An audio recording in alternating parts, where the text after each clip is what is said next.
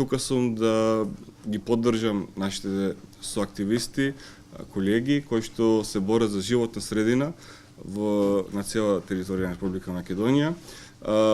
Ова е одличен момент сега да притиснеме за институционално да се решат проблемите кои што постојат во државата преку обезбедување на буџетски средства, директни буџетски средства, кои што би значиле многу и конкретни и би имале конкретен ефект врз загадувањето кое што го има во државата.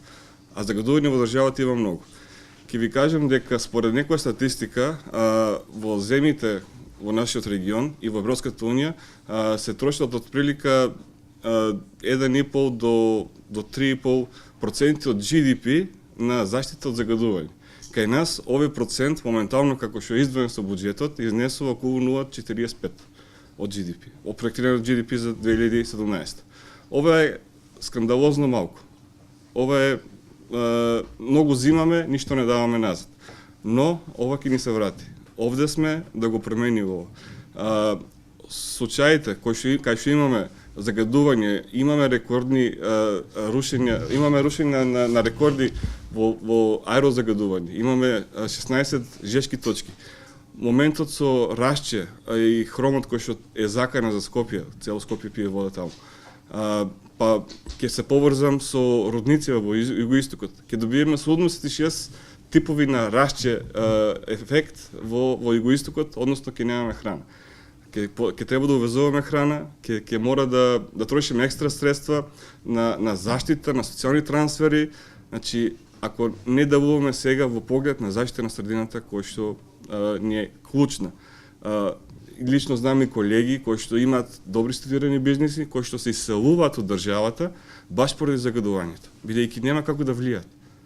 Ова е клучен момент сега да се реагира, бидејќи заложбата на новата влада беше пред се покрај економијата да биде и заштита на животната средина. Апелираме до премиерот Заев да си ги исполни ветувањата и тука сме ние да помогнеме во врска со тоа. Значи, ќе посочиме конкретни чекори, активности, секаде каде што мислиме дека може да се направи повеќе и треба да се направи повеќе, тоа да биде издржано и конкретно прецизирано.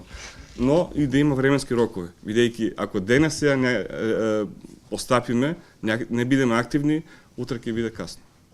Државата ни е премногу загадена, сите овие инвестиции ќе бидат за џабе, субвенции, инвестиции, туризам, се ова ќе биде за џабе. Мора сега да реагираме, инаку ќе биде прекасно. Ќе ви кажам дека планираат да изградат шестата највисока брана на планетава, на хидроеловиште, кое би било прво повисено од таков тип. Во светот не постојат хидроеловишта со 276 метра висина. Ова е огромно. Ова во Америка го нема, ова го нема во Русија, ќе го има кај нас во Иловица. И сега како е стигнато до таму работава? Прекршени се сите процедури на транспарентност. Првата студија на која што е издадена, во чија основа е издадена концесијата, уште не е објавена.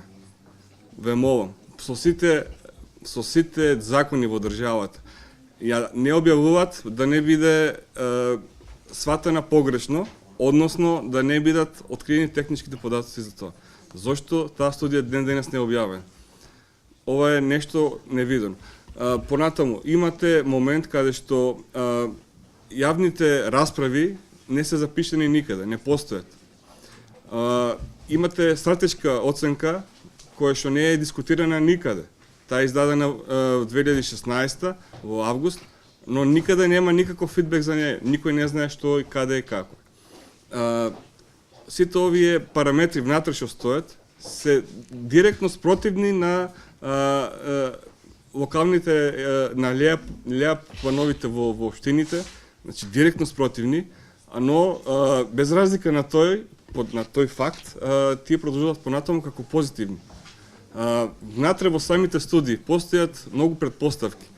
Земени се податоци како примери од други земји и не се спроведени истражувања на терен со цел да се добијат вистински податоци.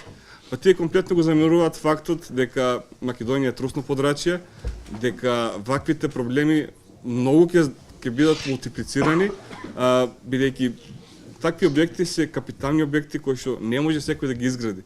Посебно не ако претходно не се изградени. Ова е експериментално нешто што ќе го прават кај нас.